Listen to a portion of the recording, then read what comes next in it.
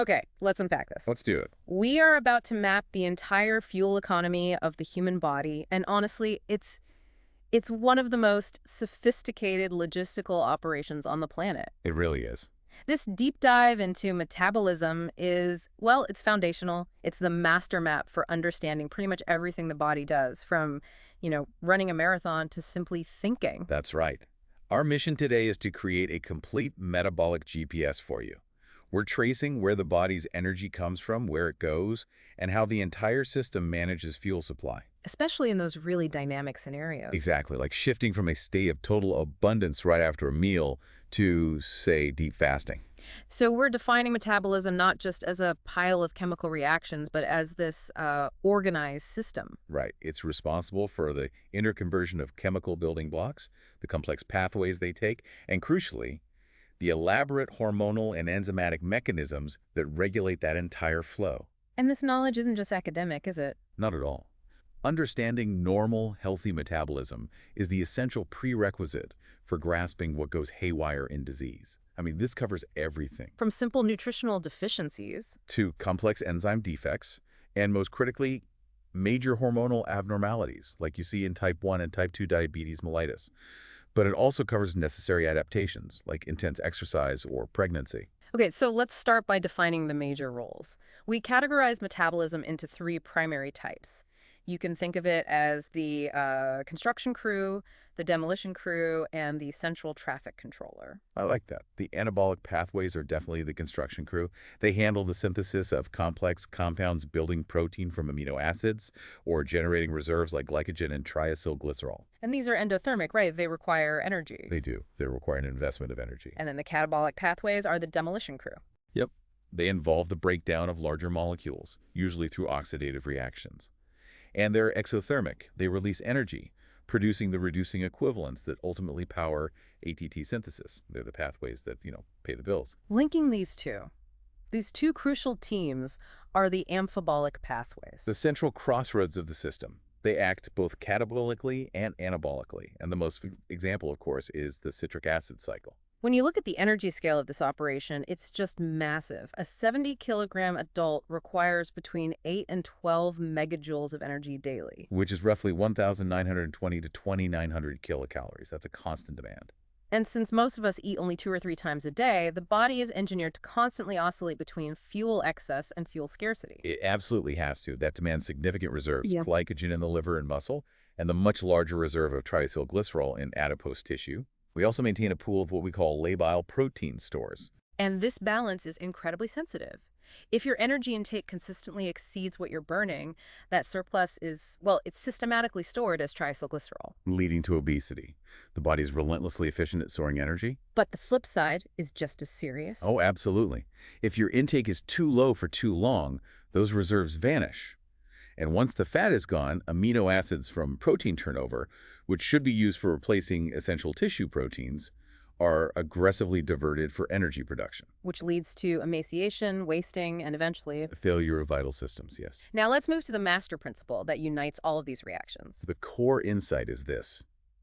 Whether you eat a huge plate of pasta, a fatty steak, or a protein shake, all major products of digestion, glucose, fatty acids, and amino acids are ultimately processed down to one single common metabolic entry point. Acetyl-CoA. Acetyl-CoA. Yeah. It's the universal currency converter. So once every fuel is metabolized into this form, it follows the same final path, oxidation in the citric acid cycle. Exactly. It gets broken down completely, just spitting out carbon dioxide and water and generating the power for ATP synthesis.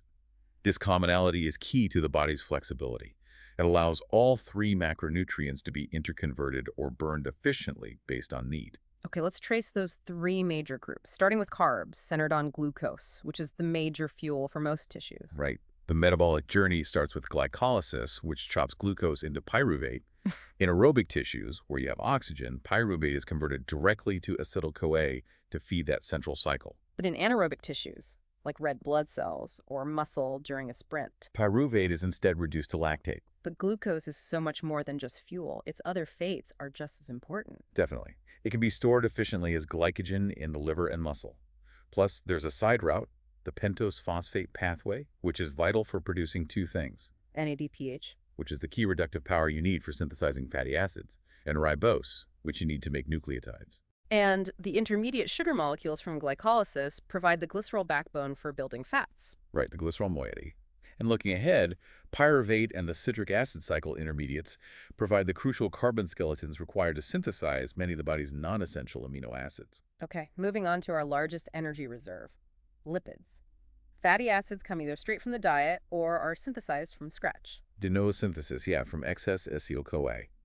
And their two primary outcomes are either being broken down to acetyl-CoA via beta-oxidation or being stored as triacylglycerol, the body's enormous primary fuel reserve. The acetyl-CoA that floods in from that beta-oxidation has a few strategic destinations. A very strategic set. It can be fully oxidized in the citric acid cycle for energy. It serves as the essential precursor for all cholesterol and steroid hormones. Or, and this is critical, in the liver, it's used to form the ketone bodies. Acetoacetate and 3-hydroxybutyrate. Exactly. These are metabolic lifeboats. They're water-soluble fuels that are exported from the liver to be used by other tissues, and they become absolutely vital for the brain and muscle during extended fasting. Finally, amino acids, required constantly for protein synthesis.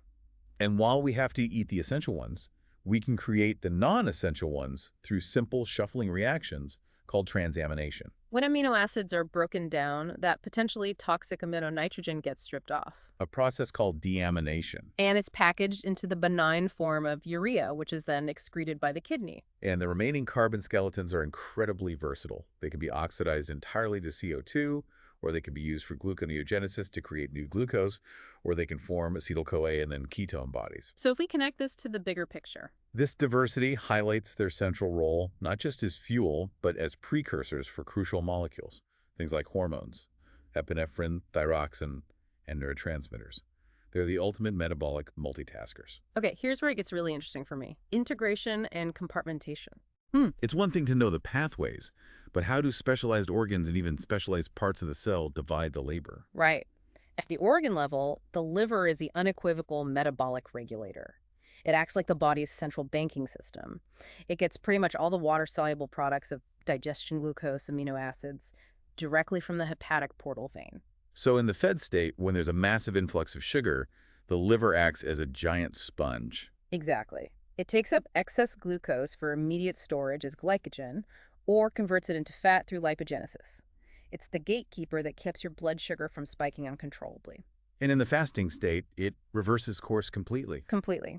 It maintains blood glucose through two critical processes: breaking down its stored glycogen, which is glycogenolysis, and, more sustainably, initiating gluconeogenesis, synthesizing new glucose from things like lactate, glycerol, and amino acids. And that function is non-negotiable because the brain relies primarily on glucose and red blood cells rely on it entirely. They have no other choice. Yeah. Now, we can't forget lipid transport. Dietary triacylglycerols get packaged into these giant fat delivery vehicles. Chylomicrons, the largest plasma lipoproteins. They get made in the intestinal mucosa and enter circulation through the lymph system. And here's the key difference from glucose. The liver doesn't directly process these. No, it doesn't. Tissues like muscle and adipose have an enzyme called lipoprotein lipase, or LPL, anchored to their blood vessel walls. LPL basically reaches out, grabs the triacylglycerol and the chylomicrons, and pulls the fatty acids out for local use or storage. And only the leftovers, the remnants, are later cleared by the liver. Right, and the liver also exports its own synthesized fat in a different particle, VLDL. Then you have adipose tissue, the body's main fuel vault. And when energy is needed, it mobilizes fuel through lipolysis, releasing glycerol, which is a great gluconeogenesis substrate for the liver, and nephas, non-esterified fatty acids, which travel attached to serum albumin. Yep, and these nephas become the preferred dominant fuel source for most tissues, although the brain and red blood cells are unable to use them. Okay, now let's zoom in to the subcellular level, because the division of labor there is just as rigid. It is. The mitochondrion is the undisputed center of oxidation. So that means it houses every enzyme needed for the citric acid cycle, for beta-oxidation of fatty acids, for ketogenesis. And the entire respiratory chain needed to synthesize ATP. It's the powerhouse, truly. In contrast, the cytosol is where synthesis happens. Yes, it's the primary site for glycolysis, the pentose phosphate pathway, and the bulk of fatty acid synthesis. It's a beautifully choreographed system. like in gluconeogenesis, where substrates start in the cytosol, get shuttled into the mitochondrion for To conversion, oxaloacetate. and then the intermediate products are shuttled back out into the cytosol where the final glucose synthesis steps happen. They literally pass molecules back and forth across the mitochondrial membrane. Now that we've mapped the players and where they live, the next puzzle is, how does this system ensure we don't start burning essential proteins when we still have fat reserves? Right, that requires a serious set of operating rules. Let's shift our focus to regulation. This entire network's flow, or flux, has to be tightly controlled. Precisely. And flux control is managed by targeting specific regulatory enzymes that catalyze what we call non-equilibrium reactions. These are the ones that are essentially irreversible. Exactly. They act as the flow-generating steps. If you want to stop a pathway, you target that irreversible step. And often, the enzyme regulating that first irreversible step is the flux-generating reaction. It is. And there's a clever biochemical strategy here. It's all about substrate affinity, or stickiness, which we measure as the colors. So the enzyme is stickier for its substrate. Much stickier. The flux-generating enzyme often has a columnar that is way lower than the normal concentration of the substrate. Take hexokinase, which starts glycolysis. Its colorant for glucose is only 0.05 millimole. Normal blood glucose is 3 to 5. So it's always saturated, the pathway is always on. It's always on. It acts as a metabolic throttle, ensuring flow. So how does the body control the rate of that flow? Three major mechanisms. First, simply adjusting substrate availability. Right. This is managed by controlling supply-mobilizing reserves with enzymes like hormone-sensitive lipase and by controlling transport, like insulin-moving glucose transporters to the cell surface. Then you have the rapid, immediate controls. Allosteric control. Like an instantaneous text message, feedback or feed-forward regulation, often where the final product of a pathway comes back and inhibits the first enzyme, halting production immediately. And finally, the most powerful lever, hormonal control. Which can work rapidly, say, by phosphorylation to activate or deactivate an existing enzyme. Or it can work slowly but profoundly by altering the rate of enzyme synthesis itself, inducing or repressing mRNA production. This controlled system leads us back to that crucial constraint we mentioned earlier, the interconvertibility of fuels. Yes. Carbohydrate to fat, that's a definite yes. Easy. Excess carb becomes acetyl-CoA, which is the direct building block for fatty acids. But fat to glucose, this is a major biochemical no-go. A huge one. The answer is no net synthesis. This is because the reaction that turns pyruvate into acetyl-CoA is strictly irreversible. Once those two carbons are in acetyl-CoA, they cannot be pulled back to make glucose. Because when acetyl-CoA enters the citric acid cycle, for every 2 carbons that enter, 2 are immediately lost as CO2. You get no net gain of carbon. The only exceptions are the glycerol released during lipolysis and a molecule called propionyl-CoA from odd-chain fatty acids. Those can be used to make new glucose. Okay, but amino acids to glucose. Thankfully, yes. Glucogenic amino acids can yield pyruvate or citric acid cycle intermediates, which can all be converted to oxaloacetate, the essential starting molecule for gluconeogenesis. And some, like lysine and leucine, are purely ketogenic. Right, because they only break down into acetyl-CoA, which, as we said, can't provide net carbon for glucose. So what does this entire map mean when we cycle through the real world of eating and fasting? We have to keep in mind the glucose mandate. Absolutely. The central nervous system must have glucose, and red blood cells are fully reliant on it as their sole fuel. The body's entire strategy revolves around protecting that supply. Let's look at the fed state.